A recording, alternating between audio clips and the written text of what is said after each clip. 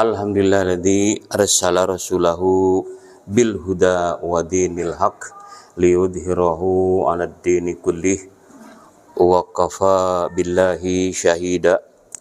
Asyhadu an la ilaha illallah wa asyhadu anna Muhammadar Rasulullah. Allahumma shalli wa sallim ala sayyidina Muhammadin wa ala alihi wa sahbihi ajma'in, amma ba'du. Ya ayuhan nas ittaqullah faqad fazal muttaqun. Wa qala Allah ta'ala fil Qur'anil Karim, a'udzu billahi minasyaitonir rajim. Bismillahirrahmanirrahim.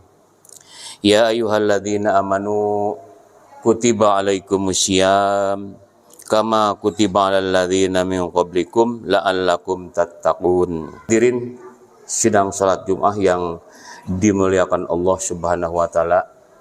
Alhamdulillah wa syukurillah, segala puji, puja, serta syukur kita panjatkan kehadirat Allah Azza wa Jalla yang telah memberikan banyak nikmat kepada kita sekalian, terutama nikmat iman dan Islam, yang dengan iman kita menjadikan fondasi dalam hidup di dunia ini.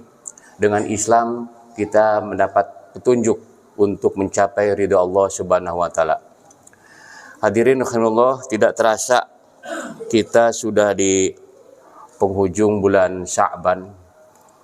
Insyaallah 11 hari lagi kita akan masuk ke bulan suci, bulan Ramadan, bulan yang penuh maghfirah, rahmat. Dan insyaallah kita akan sampai ke bulan itu tentunya dengan doa kita. Dari bulan Rajab kita sudah berdoa agar kita disampaikan kepada bulan Ramadan. Insya Allah tinggal nunggu waktu 11 hari lagi. Hadirin rahimakumullah, saum adalah kewajiban bagi setiap orang muslim. Sebagaimana tadi disampaikan oleh khotib bahwa surat Al-Baqarah ayat 183, ya ayyuhalladzina amanu kutiba alaikumusiyam kama kutiba alal ladzina min qablikum la'allakum tattaqun. Yang artinya wallahu alam, wahai orang yang beriman, diwajibkan kepada kalian saum sebagaimana telah diwajibkan atas orang-orang sebelum kalian. Jadi saum ini merupakan perintah wajib dari Allah Subhanahu wa taala sejak zaman dahulu. Hanya bedanya hitungan hari dan cara. Kalau Nabi Musa itu umatnya diwajibkan selama 40 hari. Karena mengikuti Nabi Musa ketika di Bukit Turisina itu selama 40 hari. Kemudian caranya itu 24 jam. Artinya tidak sahur dan buka itu disatukan gitu. Sehingga kaum Musa kaum Nabi Musa itu banyak yang tidak kuat. Kemudian Nabi Isa sama mengikuti apa yang pernah dilaksanakan oleh Nabi Musa. Nabi Muhammad itu punya perintahnya beda hanya 1 bulan. Mana perintahnya? Kata Allah, kutiba alaikumusiyam kama kutiba alal ladzina min qablikum la'allakum tattaqun ayyaman ma'dudat. Nah, ayyaman ma'dudat artinya 1 bulan. Kalau misalnya 1 bulan Ramadan yang akan datang itu 29 hari, dia 29 hari. Kalau 30 ya 30 gitu. Jadi tidak maksa harus 30, tidak. Kalau memang hitungannya hanya 29 ya 29. Karena itu menurut kesepakatan ulama, ayyam ma'dudat itu ya 1 bulan pada bulan Ramadan itu. Kemudian tujuannya apa? Allah sampaikan kepada kita, la'allakum tattaqun, agar kalian bertakwa. Masalah takwa sudah diuraikan panjang oleh para khotib setiap Jumat. Takwa itu diantaranya yu'minuna bil ghaib, yuqimus shalah, wa mimma razaqnahum yunfikun. Kemudian wa ma unzila ila iman kepada Al-Qur'an, kemudian yakin kepada hari akhirat. Itu tujuannya. Lantas apa hubungannya hubungannya atau bagaimana korelasinya saum dengan takwa. Kita paham bahwa saum itu adalah menahan. Menahan dari apa? Lapar, haus di siang hari. Juga bukan hanya itu. Menahan dari hawa nafsu, dari perbuatan dosa dilakukan anggota tubuh, lisan, pikiran, hati, artinya ditahan, ya, ditahan selama 1 bulan itu. Dengan harapan mudah-mudahan yang pertama menahan lapar, kita dapat merasakan bagaimana getirnya kaum miskin tidak makan. Sehingga ada kepedulian sosial kita dalam hidup ini. Karena intinya ajaran Islam itu adalah kepedulian sosial, ya. Sebagaimana disampaikan oleh Allah dalam surat Al-Maun, jadi orang pendusta agama itu bukan orang yang tidak sholat sebenarnya, tapi orang yang sholat tapi tidak peduli terhadap kehidupan sosial. Nah, itu intinya. Kemudian yang kedua, orang takwa itu adalah infakkan sebagian rezeki yang Allah berikan. Pada kesempatan ini khotib ingin menyampaikan apa saja yang harus kita lakukan pada bulan Ramadan ini, mumpung masih 11 atau 10 hari lagi. Yang pertama yang perlu kita lakukan, pertama adalah bersihkan dulu kesalahan dosa kita. Sebenarnya kebiasaan kita umat Islam minta maaf itu setelah 1 Syawal. Nah, itu sebenarnya terlambat. Kemudian kalau memang lebih jelas lagi, minta maaf itu bukan setiap 1 Syawal saja. Tiap hari kita minta maaf. Hanya karena kita mau menjelang bulan Ramadan, maka harus sebelum Ramadan kita bersih-bersih dulu, bersih dari dosa. Ya, makanya yang pertama kita minta maaf kepada kedua orang tua. Kalau masih hidup, kita datangi mereka. Kemudian minta maaf kepada kedua orang tua. Hanya itu tidak. Kita siapkan bekal untuk orang tua kita selama saum, untuk buka dan saumnya. Jadi bukan 1 Syawal kita kunjungi orang tua bawa makanan, bukan. Tapi sebelum Ramadan, sehingga orang tua kita bisa melaksanakan saum dengan sempurna. Datanglah. Jadi sebenarnya mudik itu bukan ajaran Islam, hanya ajaran orang Nusantara saja, dan India, kemudian Malaysia. Di Arab nggak ada mudik. Sebenarnya nih sebelum Ramadan ini kita datang orang tua, minta maaf. Kalau orang tua sudah meninggal, ya ziarahi, doakan. Nah, itu yang pertama, ya. Yang kedua adalah minta maaf antara sesama kita. Ya, kita paling maaf. Tadi sudah disampaikan, mohon maaf, bukan hanya dari pribadi, termasuk khotib sendiri, karena sudah beberapa kali ke sini, mungkin saja punya kesalahan dan dosa. Dimohon maaf. Dan kita saling memaafkan, ya. Itu yang pertama terutama. Kemudian yang kedua, yang harus kita persiapkan adalah tentang sikap mental kita. Jadi saum itu sesuatu hal yang sangat berat.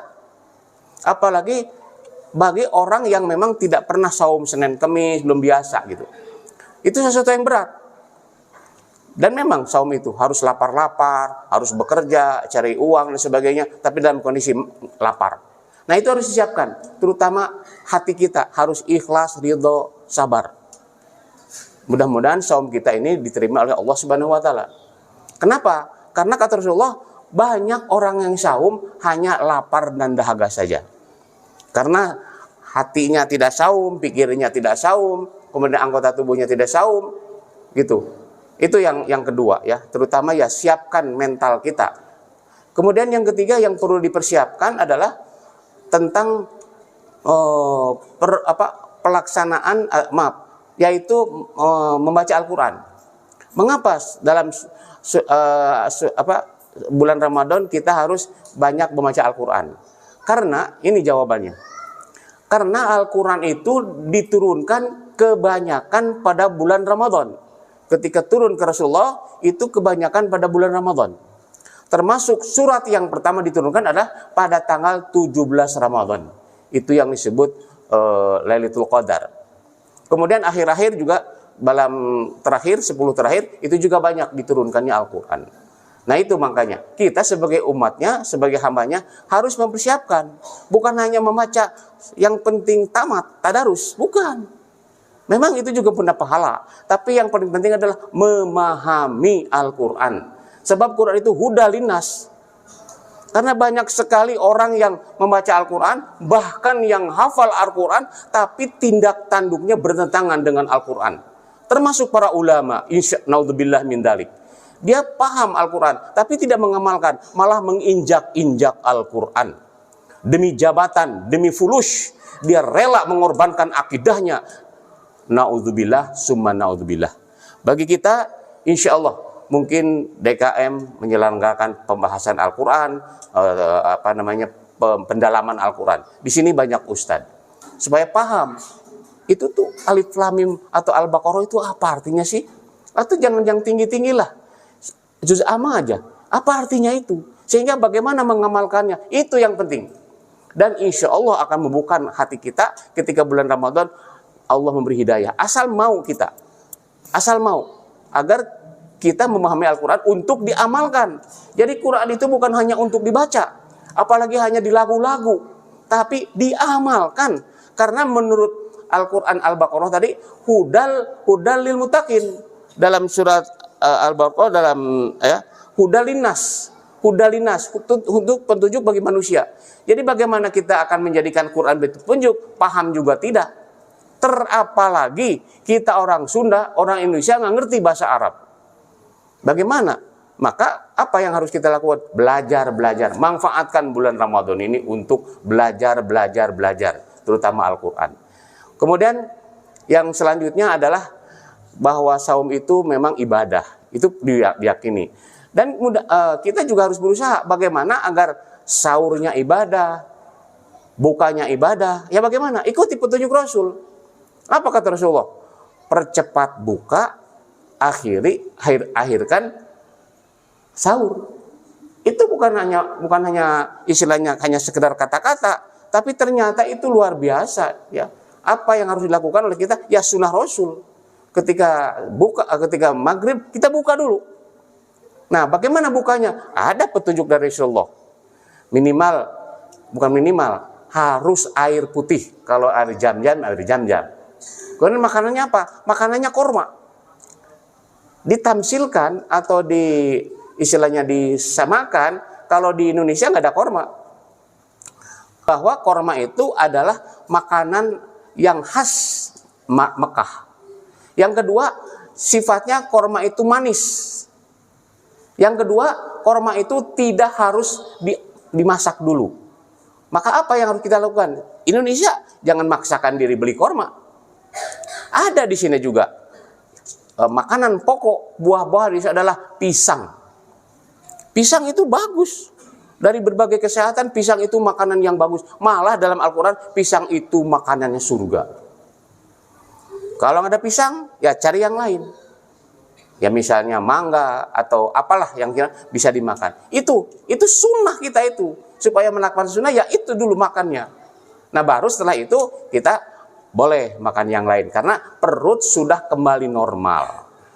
Kasih air, kemudian makanan yang tidak kena api gitu. Kemudian sahur juga harus diakhirkan. Karena banyak ibu-ibu terutama, atau mungkin DKM juga kadang-kadang jam 1 sudah gogorowokan kalau bahasa Sundanya itu. Halo jam 1. Ya pada bangun. Akhirnya kita zaman modern sekarang kan tidak usah lama-lama, tidak usah cari kayu bakar dan sebagainya. Cukup tek selesai. Ya kenapa tidak? DKM juga membangunkan minimal atau maksimal itu jam 3 lah. Biar bangun, nanti masak sedikit, kemudian sahur bersama, jangan tidur lagi. Kenapa? Karena itu larangan. Kalau sudah makan, tidur, itu bahaya. Selain bulan puasa, bulan yang lain juga, kalau kita sudah makan, langsung tidur, itu kurang bagus dalam perencanaan. Sehingga apa yang dikatakan Rasulullah, sumu tasihu, berpuasalah, niscaya kamu sehat. Tapi bagaimana sehat, sementara buka langsung es campur, es macam-macam, kemudian ngopi, ya jelas gimana sehatnya kita. Nah itu yang harus kita ingatkan. Ini mumpung 10 hari lagi kita persiapkan nih. Bapak-bapak siapkan nuar cau, siapkan dulu biar masak bulan Ramadan, atau beli sehingga bulan Ramadan sudah masak-masak pisangnya, misalnya gitu. Nah itu aja. Kalau beli ke pasar mahal-mahal, ya di kebun aja tuarta pohon cau teh, misalnya gitu ya. Jadi yang mudah-mudah aja, nggak mempersulit. Kalau kolak, goyobon itu mempersulit. Ibu-ibu tuh mau buka baliut, melipis es dan sebagainya. Bagaimana tidak rusak? Tidak heran banyak orang yang sudah saum pada sakit dan yang banyak ke rumah sakit. Kenapa? Ya itu salah makannya. Kemudian tidur juga harus diwaspadai. Jangan setelah makan tidur kebusa, ya. Tidur juga harus diatur. Jangan kita mengatakan bahwa tidur juga ibadah. Tidur bungkul. Bukan begitu. Baca Al-Qur'an. Nah, itu barangkali persiapan-persiapan kita pada bulan Ramadan ini menyiapkan. Karena kita sudah berpengalaman ini. Mungkin ada yang sudah 10 tahun, 20 tahun, 30 tahun, 40 tahun, sudah biasa saum. Tapi nggak ada perubahan. Apa perubahannya? Takwa, berubah hidup. Yang tadi pembohong, tidak menjadi pembohong. Yang suka memfitnah, tidak memfitnah. Yang suka mencuri, tidak mencuri. Itu sebenarnya. Atau yang apa gitu. Mudah-mudahan. Yang tidak pernah bersedekah, bersedekah gitu. Nah itu yang harus diharapkan adanya saum. Dan saum ini adalah training internasional. Semua umat Islam di seluruh dunia semua melaksanakan saum. Makanya ya ini training nasional, internasional. Jadi insya Allah terutama bangsa Indonesia kalau memang saum betul-betul dilaksanakan, insya Allah semuanya bertakwa. TNI-nya bertakwa, polisinya bertakwa, guru-gurunya bertakwa, pemerintahannya bertakwa. Insya Allah tidak akan ada korupsi, tidak ada penipuan, tidak kecurangan. Insya Allah. Mudah-mudahan saum ini diterima oleh Allah Subhanahu Wa Taala. Barakallahu li wa lakum. Hadirin rahimahallah, kalau kita sudah mempersiapkan diri, pas waktunya insya Allah lebih baik. Apapun semua ya, termasuk kegiatan, kalau kita persiapan sejak awal, insya Allah pas pelaksanaannya baik. Jangan sampai ketika saum kita banyak yang sakit atau apalah gangguan-gangguan. Tapi kalau itu insya Allah dengan mengharapkan ridho Allah Subhanahu Wa Taala, mudah-mudahan Allah memberi rezeki kepada kita bulan Ramadan, diberi rezeki halal, yang thayyib, mudah-mudahan keluarga kita saum dengan baik. Kemudian yang dilupakan tadi, yang terlupa, yaitu bagi yang masih punya utang, terutama istri kita, karena kadang-kadang ya ada halangan. Nah itu ingatkan, mumpung ada waktu nih, 10 hari lagi, ingatkan anak istri kita terutama. Atau juga bapak-bapak juga kalau misalnya kemarin sakit, nggak sempat saum Ramadan kemarin, atau karena bekerja sebagainya atau bepergian, tidak saum, bayar. Karena itu hutang kita. Hutang harus dibayar, dikodok namanya. Nah itu juga perlu diingatkan, mumpung masih 10 hari lagi, masih ada waktu lah, karena punya. Akhirnya kepada Allah sajalah kita memohon ampunan, memohon petunjuk. Allahumma ighfir lil mu'minina wal mu'minat wal muslimina wal muslimat al-ahya'u minhum wal amwat bi rahmatika ya arhamar rahimin. Allahumma rabbana la tuzigh qulubana ba'da idh hadaitana wa hab lana min ladunka rahmah innaka antal wahhab. Rabbana hablana min azwajina wa dzurriyyatina qurrata ayun waj'alna lil muttaqina imama. Rabbana atina fid dunya hasanah wa fil akhirati hasanah wa qina adzabannar. Ibadallah, innallaha ya'muru bil adli wal ihsan wa ita'il qurba wa yanha 'anil fahsya'i wal munkari wal baghi ya'idzukum la'allakum tadhakkarun wa la dzikrullahi akbar.